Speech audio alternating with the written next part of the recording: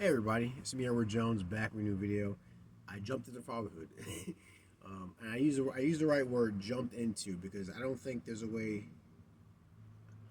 I don't think there's anything I could have prepared me for what I experienced in that hospital.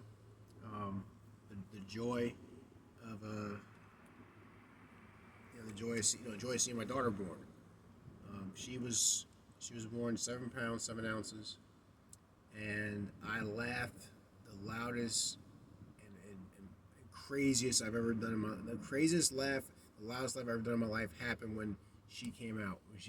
It was a natural birth, and it always thought it was interesting how mankind has been giving birth for thousands of years, and we're in an era where we can make the birthing process a whole lot easier, from early detection of any illnesses or you know you know the machines that can show where how the baby is positioned, what their face looks like, and ways of administering medicine directly to the baby in the womb.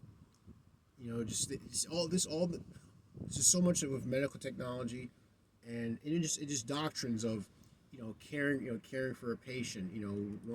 Trying to do the best you can to ensure that the mother and the baby will be well taken care of.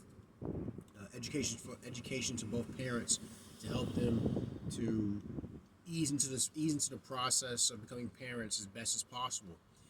But I can tell you, nothing can prepare you for when you actually see your child come out. I was, cause I was a nurse on her right and I was on her left. You had to actually hold her legs back. Um, she had to use epidural. She tried. She wanted to see if she could tough it out naturally, but she said the pain was just too much. She said that she had to. She didn't want to get the needle on her back, but she can't take this pain. And she finally said she wanted to get that epidural. And she said to me, "I'm so sorry." I said, Don't apologize to me. Do not apologize. It's gonna be fine." And it was like night and day. She went from being hours of agonizing labor to being it's like smooth sailing. um, yeah, it was natural. But beyond that, it was a natural birth. And I remember just seeing like this tuft of dark curly hair coming out, and I said, wait a minute, how big is the baby? I was like, how? I was just thinking, how big does it expand for the baby to come out? And the doctor had to use mineral oil to help with the ease of the baby with the birthing process. And she was pushing for 20 minutes. I didn't know this. So you have to actually wait for a contraction. The doctor would feel can feel that it happens, and then you encourage the mother to push. And I remember, and when her head came out, all the rest of her came out, and I went berserk. I just laughed. Like I said, it was the loudest, craziest laugh I've ever let out in my life. My wife's gonna see this video. She's gonna recall that that laugh I made, and it was amazing. You see his little baby come out. I cut the cord. Cutting the cord was interesting because it was like I thought it would take just one cut, but it was like cutting wet rubber. It took 3 snips to cut the cord completely. You know, my wife and our daughters, they did skin to skin contact when she came out, and then you see the picture, the picture of the thumbnail, me holding her. That's how I was excited. So I took my shirt off and let her, rest her head on my chest, and look at this baby. This baby looks just like me. She looks like me. She has her mother's nose. Thankfully she has her mother's nose. My wife is lighter than myself, so she has a lighter complexion. And it was crazy because I was when I was born. There are pictures of me when I was very, very light. But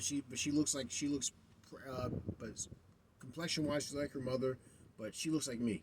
It's crazy from the she look so it looked because it looked like I wear goggles all the time. When I was a baby, like I was born with goggles on, and she has the same shape above her cheek. um, Concerning her eyes, it's crazy. Her forehead was full of hair. Her eyebrows haven't even really come in it, but she had like a forehead full of hair. She had hair on the end on her ears. Um, she had hair on her shoulders and hair on her back. Like this baby's like Esau. She got this hair on her body.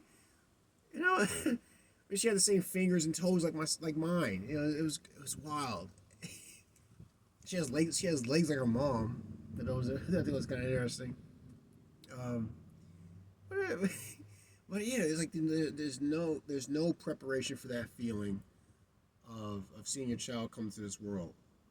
Um, now, what's interesting is the crying. So, the crying doesn't. The crying that first happens, it doesn't. It's not a disturbance to me. It's more like an alarm. You know, it's like you wonder, what's going on, like what's happening. Is she hungry? Did she poop? Did she pee? There's a process of figuring out, from facial expressions, how's her face moving, what sound she's making, how she's moving her body. We kind of tell her what it is that's going on with her. Um, and then it's changing a diaper. Changing a diaper isn't too difficult. It did take me a while to properly orient the diaper. I didn't know they do this thing now where they have these color coded stripes on the diaper. So if it starts off yellow, if it's blue, then it means the baby peed.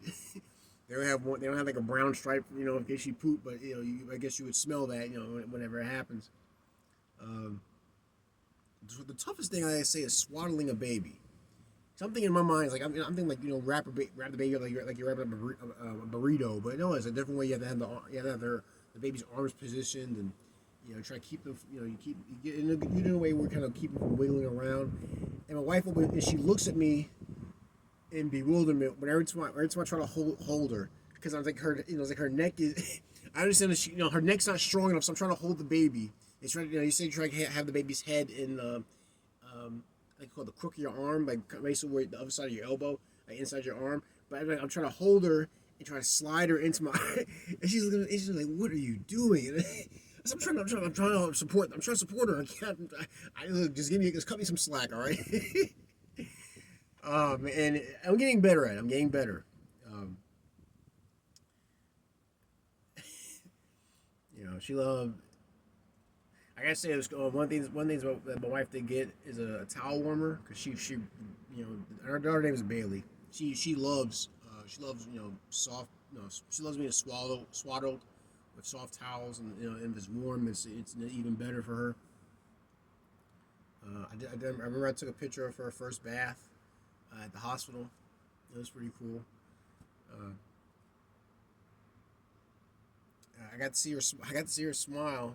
I think it was yesterday. I got to see her smile for the first time. Because really, his first is like she really attached to her mom. Because I got to tell you that I told my wife that you don't understand how magical boobs are. A baby will cheer up like that when they see him. And so I don't. And I don't have those. Thank the Lord. I don't have boobs. But I did. But I was able to see her. See her smile. And it was pretty cute. I guess she was like dreaming. Maybe she was having a dream, but she was she making faces as she was sleeping. I got to see her smile, like, oh, it's so adorable.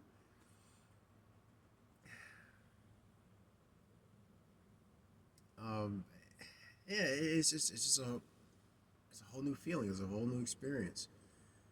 I've always told friends of mine that the day I found out I was a father, Edward Matthew Jones II is dead. He isn't coming back. He can't come back. Who I was before she came to this, who I was before she came to this world. He can't come back. I'm something totally new, and I'm dad now. But you still call me, Monster 500A. You still call me Edward, obviously, or Daniel Coon. um, but no, I'm dad now, and I'm very thankful for that. I'm praying for this moment for years. Praying that she has has a healthy development, and the delivery is safe, and my prayers are answered. All I do is pray for my wife and I that we have courage and conviction and patience. Because we're raising a child, and I think that's one of the. I think being a parent is the coolest, most important occupation you could ever have, especially being a dad. it puts me it kind of puts me in it puts me in a certain space whenever I read stories about people killing their own kids or abusing children. It is sickening. Another thing I said was the day I found out I was gonna be a dad, I was gonna have to be the most dangerous man on the planet. And what that meant was I gotta make sure I do everything I can to protect my child. Because this world is an evil world, and I gotta make sure that I'm there for her, and that her mother's there for her. I'm there for both of them. Um, so it's a lot of responsibility. I recognize that, but I'm not gonna face it alone. Um, I believe I have the Lord on my side. I have help from many loved ones, from advice to caring for us, caring for my wife, caring for our daughter. I'm very thankful for that. And I also want to say thank you for the encouragement that many of you guys out there who are subscribers, who are just viewers of my videos. When I drop the news, I'm very thankful for every words of encouragement, everything you've done. And hey, I say spread around, keep it going. If you know someone who's gonna be somebody who's gonna be a father, encourage them, pray for them, because it's a big job, but it's an honorable job to have the privilege of accomplishing. And I guess that's all I gotta say for right now.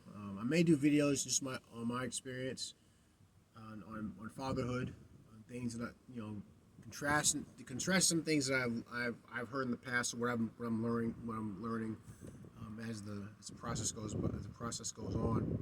Please share your thoughts. Any fathers out there, you want to say anything, leave a comment in the comment section. Please like, share, subscribe. If you want to help out the channel, go to my YouTube homepage, look for the PayPal link and or the Cash App link. All donation amounts are appreciated. Any gripes, complaints, see me at PM. I see what I can do to address them. But that's my video. I jump right into fatherhood. I'm Edward Jones. You guys take care, be safe, stay strapped, and God bless.